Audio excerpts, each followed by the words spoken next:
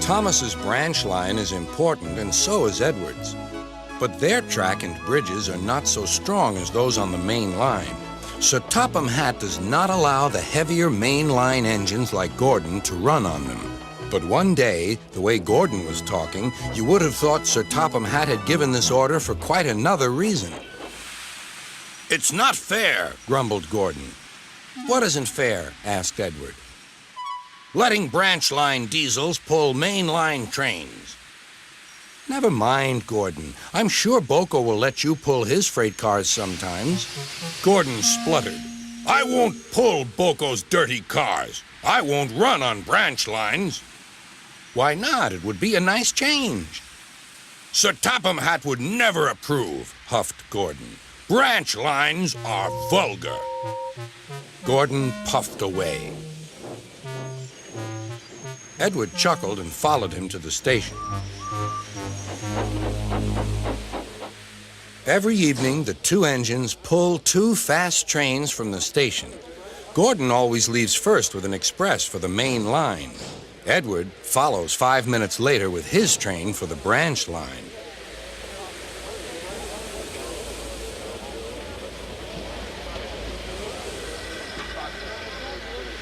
Usually, everything runs like clockwork, but tonight there was trouble.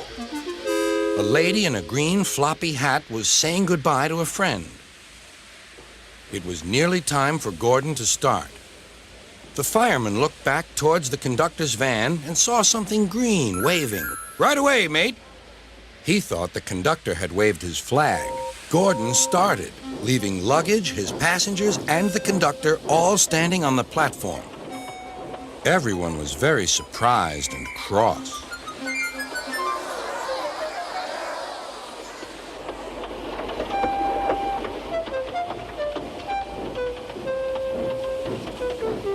To make matters worse, by the time Gordon had been stopped and brought back, Edward was already late with his train.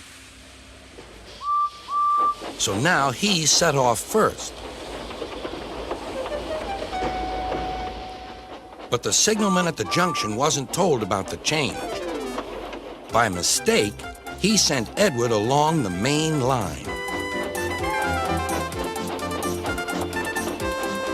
Gordon was sent along the branch and arrived cold and cross on one of the sidings near the harbor.